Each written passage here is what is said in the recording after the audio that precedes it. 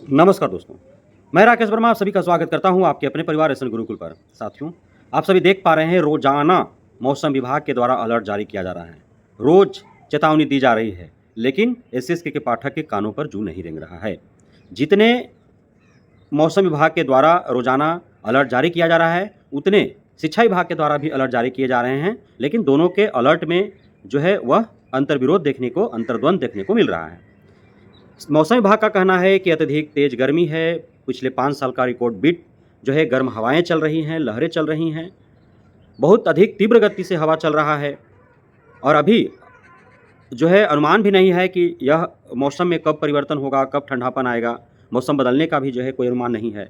तो उसके द्वारा चेतावनी दी जा रही है, मौसम विभाग के द्वारा लगातार अलर्ट जारी किए जा रहे हैं कि बिना काम के कोई भी दोपहर में घर से बाहर न निकले, सुबह और शाम में ही अपना काम निपटाएं, दोपहर में घर में आराम करें, अन्यथा स्वास्थ्य पर प्रतिकूल प्रभाव पड़ेगा।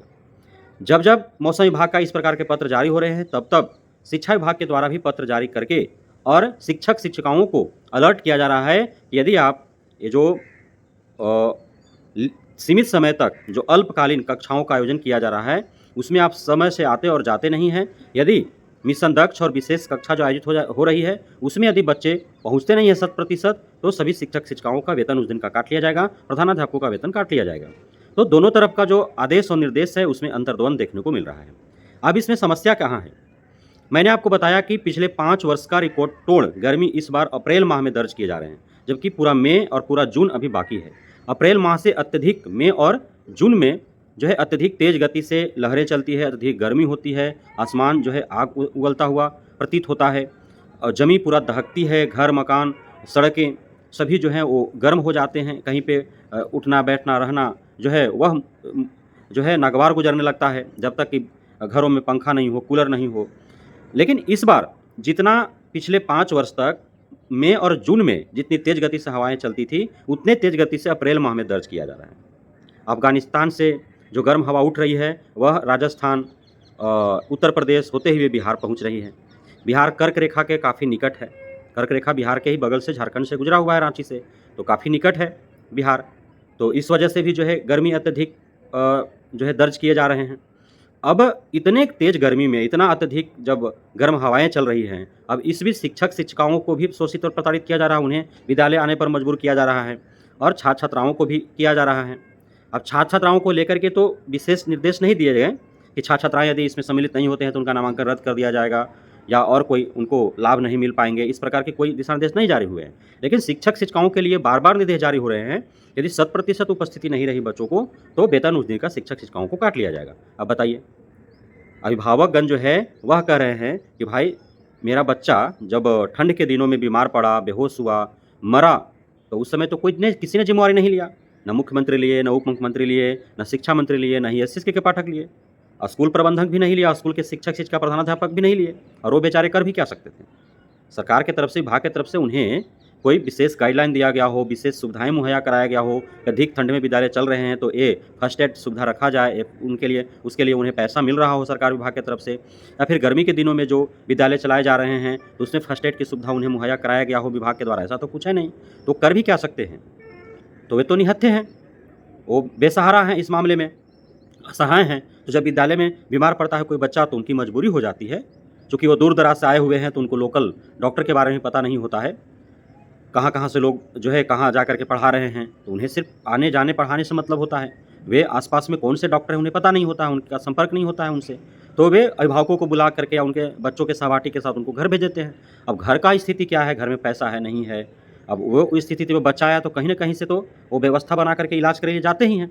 अब उसमें जिस पर ज़्यादा प्रतिकूल प्रभाव पड़ गया उस बच्चा का मृत्यु भी हो जाता है, कोई ज़्यादा दिन तक बीमार हो जाता है, रिकवरी होने में उसको समय लगता है। तो इस प्रकार काफ़ी समस्याएँ उत्पन्न होती है। तो क्यों आखिर अभिभावकों का ज़मीर जो है इजाज़त देगा? कोई अभिभावकों का जो है मन मस्तिष्क जो है यह कहेगा, किसका जो है अंदर से अंतरात्मा यह गवाही देगी कि हाँ, इतने तेज़ धूप है, गर्मी है, अत्यधिक लहर है, मौसम विभाग बार-बार अलर्ट कर रही है, 8 बजे के बाद जो है घर से निकलना जो है वह नागवार गुजर रहा है, मुनासिब नहीं समझ रहा है लोग। इतना अधिक तेज़ धूप और गर्मी है, विशेष काम है तभी पूरे प्रिकॉशन के साथ जो है वो घर से लोग निकल रहे हैं, छाता लेकर के, मुँह में गमछा वगैरह बांध करके निकल रहे हैं। तो अब बच्चों को, चूँकि बच्चे लापरवाह होते हैं, बच्चे ना तो छाता लेकर के आपको कहने के बाद भी जाएँगे, नहीं वो मुँह में पूरे सर को ढक कर के वो जाएँगे, बच्चे लापरवाह होते हैं। तो बच्चे को कहने मात्र से वो समझेंगे नहीं और ना वैसा अमल करेंगे। तो एक ही उपाय है कि उनके स्वास्थ्य पर इस गर्मी का प्रतिकूल प्रभाव न पड़े, उनको घर में रखा जाए, ये घर से बाहर नहीं जाना है। तो वे विद्यालय क्यों भेजेंगे? अब विद्यालय 8 बजे के बाद तेज़ धूप हो जा रहा है, अब 8 से 10 विद्यालय चलने हैं। अब 8 बजे किसी तरह विद्यालय चल भी जाता है, तो 10 बजे उधर से आने में तो बहुत ज़्यादा समस्या होगा ना। अब गाँव में या मोहल्ला में जो विद्यालय है, वहाँ तक तो ठीक है, लेकिन जो 5 किलोमीटर, 7 किलोमीटर दूर विद्यालय हैं, किलोमीटर 2 किलोमीटर दूर विद्यालय हैं, वहाँ कौन भेजेगा भला बच्चों को अपना? पूरा दोपहर में सुनसान हो जाता है, सभी अपने-अपने घरों में जो है वो आराम फरमाने लगते हैं। अब कोई बच्चा को उठा ही लेगा, हैं? किसी बच्ची के साथ कोई जो है आपत्तिजनक व्यवहार हो जाएगा, दुर्व्यवहार हो जाएगा, घटनाएँ घट जाएँगी। इसका ज़िम्मेदारी कौन लेगा? सीधी-सी बात है। तो इसलिए जो है नहीं चाह रहे हैं, अभिभावकों का सीधा कहना है कि बच्चा रहेगा तभी शिक्षा रहेगा। प्रथम बच्चा की उसकी स्वस्थता, उसके बाद शिक्षा की ज़रूरत। तो ये अभिभावकों का मानना है और कहना है, इसलिए वो नहीं भेज रहे हैं बच्चों को। तो इसमें अब शिक्षक कहाँ दोषी हैं? अब शिक्षक पर प्रेशर बनाया जा रहा है कि आप बच्चों को ले ही आओ, चाहे टाँग कर लाओ, उठा कर लाओ, घसीट कर लाओ, जैसे लाना है लाओ, वरना आपके जो है उस दिन का वेतन काट लिया जाएगा। तो अभिभावक बच्चों को जाने नहीं दे रहे हैं और शिक्षिकाओं को कहा जा रहा है, शिक्षक-शिक्षिकाओं को कि आप बच्चों लाओ ही, तो कहाँ से लाएँगे भला वो बच्चे? तो अब कायदे से शिक्षा विभाग को यह निर्णय लेना चाहिए कि जब अभिभावक ही जब बच्चों को नहीं भेज रहे हैं, तो शिक्षक-शिक्षिकाओं पर दबाव बनाने के बजाय उन्हें छुट्टी दे दिया जाए गर्मी का कुछ दिनों के लिए, ताकि वो भी अपना घर परिवार के साथ जा कर के और समय व्यतीत कर सके, समय बिता सके। शिक्षक की नौकरी कोई भी करता है, तो अब शिक्षक की नौकरी में तो कोई ऊपरी आय है नहीं। एक डीपीएम, बीपीएम, बीआरपी जो बहाल हुआ है, उसका भी हर महीने का 10,000, 15,000, 20,000 जो है वो, यदि 15 विद्यालय भी जाँच करना है उसको, तो 1-1 हज़ार रुपया भी लेता है हर महीने, तो 15,000 रुपया उसकी इनकम है, आउट इनकम है। जो बीईओ है, डीईओ है, तमाम प्रकार के घोटाले जो मैंने आपको बार-बार बताते रहा है, उसमें से हज़ारों, लाखों रुपए उसका इनकम है। लेकिन शिक्षकों की क्या इनकम है? ऊपरी इनकम तो कुछ है नहीं। एक बिहार कांस्टेबल भी होता है, वो भी रोड पर, सड़क पर खड़ा होकर के दिन भर में 500 हज़ार रुपया तहसील लेता है। एक चपरासी भी है किसी विभाग का, तो वह भी डेली 500 हज़ार रुपया कमा लेता है। लेकिन शिक्षकों को क्या फ़ायदे हैं? शिक्षक को सिर्फ छुट्टियाँ ही तो फ़ायदे हैं ना।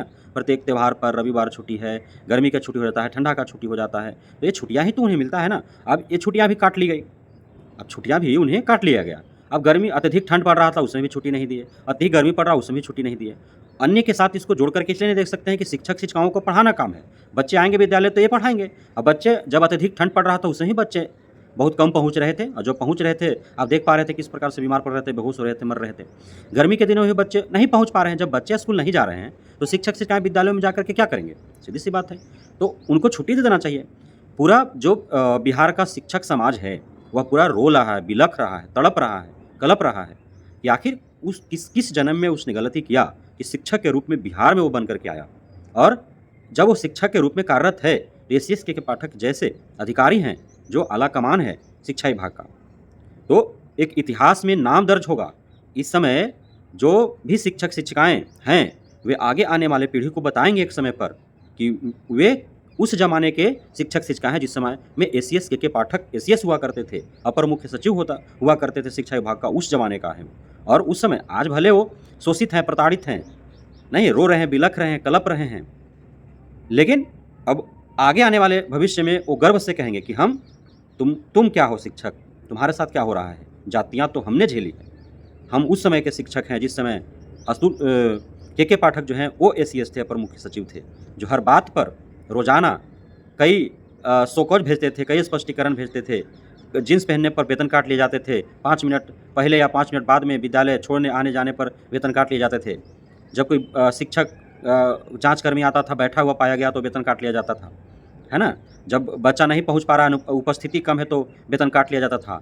हर बात पर धमकी, हर बात पर जो है वेतन काटने का, वेतन स्थगित करने का, उस ज़माने का जो है शिक्षक हैं। इस प्रकार के आगे आने वाले समय में यह जो तत्कालीन समय है, इतिहास में नाम दर्ज हो जाएगा। इतिहास के पन्नों में जो है वह काले अक्षर से लिखा जाएगा एसीएस के पाठक का नाम, और शिक्षक-शिक्षिकाएँ आगे आने वाले पीढ़ी को ये बताएँगे, है ना?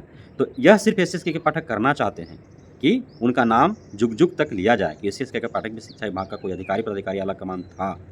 तो यह जो है समस्याएँ हैं अभिभावकों और शिक्षकों के बीच, जो है गर्मी को लेकर के, अपने बच्चों को लेकर के इस प्रकार के जो है मामले देखने को आ रहे हैं। इस वजह से बच्चे पहुँच नहीं पा रहे हैं, शिक्षक-शिक्षिकाओं को शोषित प्रताड़ित करना जो है वह जायज़ नहीं है कहीं से भी, इसलिए एसएसके के पाठक को गर्मी की छुट्टी दे देनी चाहिए। बहुत-बहुत धन्यवाद आप सभी साथियों को हमारे साथ जुड़े रहने के लिए, बने रहने के लिए, इतना प्यार देने के लिए, हमें भरोसा बनाने के लिए। जय हिंद।